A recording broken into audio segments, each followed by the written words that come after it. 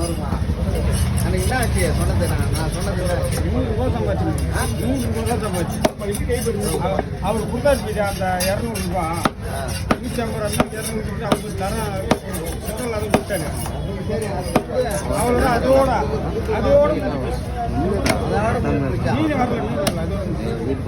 நேற்று கூட சொன்னேன் ₹50 தான் சம்பாதிச்சேன் மொத்தமாக அதான் ₹150 தான் அது மேலே ₹60 தான் ஏன்னு போயிட்டுன்னு சொல்லு மீன் இல்லைங்க மீன் இல்லைதான்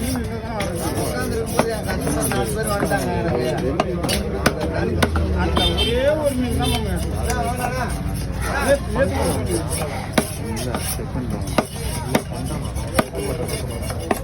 சொன்னாங்க